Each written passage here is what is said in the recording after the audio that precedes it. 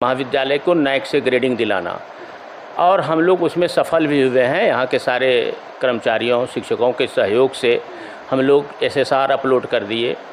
उसके बाद जितना भी वेरिफिकेशन था वो सारा चीज़ हो गया, और आज के डेट में हमको डेट भी टेंटेटिव एक मिल चुका है, और हम उम्मीद करते हैं कि अगस्त नहीं तो फिर सितंबर में निश्चित रूप से पीयर टीम विजिट करेगी महाविद्यालय को। एक चीज़ ये मैं ज़रूर जानना चाहूँगा कि इसके विद्यार्थियों के लिए क्या बेनिफिट होगा इसका? इसमें देखिए, हम लोगों को जो रिकॉर्ड देना पड़ता है उसमें स्टूडेंट टीचर का जो लर्निंग है या इंटरेक्शन है, और सबसे बड़ी बात होती है जब ग्रेडिंग मिल जाता है महाविद्यालय को तो आपको भारत सरकार से वित्तीय उपलब्धि होती है, बहुत सारे पैसे मिलते हैं जिससे आप महाविद्यालय का विकास बृहत पैमाने पर कर सकते हैं। आज भी हमारा महाविद्यालय बहुत सारे कमियों से जूझ रहा है। जैसे हम कह सकते हैं कि हमारे यहाँ जितना क्लासरूम होना चाहिए उतना नहीं है, लड़कों का कॉमन एरिया नहीं है, लड़कियों का कॉमन रूम उस ढंग से इस्टेब्लिश नहीं है। तो ज्यों ही हमको अच्छा ग्रेडिंग मिलेगा तो एक अच्छी राशि मिलेगी, कॉलेज का नाम होगा, साथ साथ हम आगे इसका ज़्यादा से ज़्यादा विकास कर पाएंगे। हालांकि पहले से काफ़ी कुछ डेवलप मैं देख रहा हूँ। एसटीजन कॉलेज जो है बहुत कुछ बदलाव के पथ पे है। इसमें हमने सुना है अभी कुछ 5 सितंबर को शायद शिक्षक दिवस के दिन आप कुछ प्रोग्राम सांस्कृतिक कार्यक्रम करने वाले हैं। हाँ, मैं बता दूं कि पिछले एक साल में लगभग 90% काम हो गया है, जिसमें 7 क्लासरूम बन चुके हैं। एक जो प्रिंसिपल चैम्बर जहां आप बैठे हैं सामने में प्रिंसिपल चैम्बर बन रहा है, जो जिसके इर्द गिर्द उनके सारे सबॉर्डिनेट रहेंगे। शिक्षा विभाग का जो हमारे यहाँ बीएड की पढ़ाई होती है, शिक्षा विभाग का एक सेपरेट बिल्डिंग बन गया है, G+2 का वो है। फ़िलहाल ग्राउंड फ्लोर तैयार हो चुका है, फर्स्ट फ्लोर पर काम लगा हुआ है। उसी तरह महाविद्यालय का कोई भी रोड नहीं था अच्छी अवस्था में, सारे के सारे रोड हम लोग बनवा चुके हैं। जहाँ जहाँ जीर्ण शीर्ण अवस्था में जो रूम था उसको हम लोग सुधार कर लिए हैं।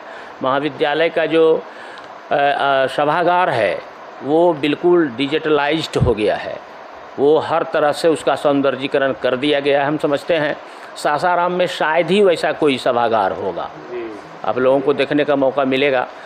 और फिर आगे की योजना हमारी है ही, जैसे हमारे यहाँ अब लड़कियों का जो कॉमन रूम है उसको विशेष परिस्थिति में महीना में कभी कभी उसकी ऐसी समस्या आती है, अगर वैसी स्थिति आ गई तो हमारे पास पैड मशीन भी हमने मंगा लिया है, और उसमें उसको लोकल लेवल पर भी खाली 5 का सिक्का डालेगी, 1 पैड आ जाएगा, और उसका वो अपना और भी जो उसमें खेल उल का सामग्री है वो हाँ वो हम लोग कर रहे हैं।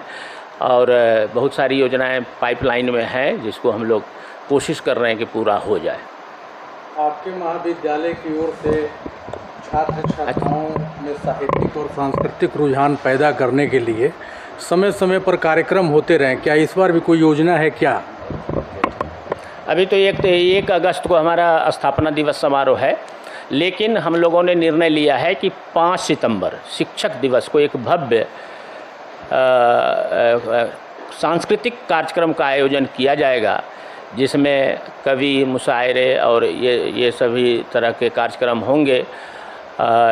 विगत वर्षों में जैसा हमने जाना है कि महाविद्यालय में कभी न कभी इस तरह के कार्यक्रम होते रहे हैं, तो हम चाहते हैं कि उस परंपरा को हम भी बनाए रखें। यहाँ के काफ़ी चर्चित प्रिंसिपल हमारे प्रोफेसर रामेश्वर सिंह कश्यप जी थे, जो अच्छे नाटककार और अच्छे कथाकार रहे हैं, इसलिए हम चाहते हैं कि उनकी याद में भी ये सब कार्यक्रम हम लोग करते रहें। यही हमारी सच्ची श्रद्धांजलि उनको होगी।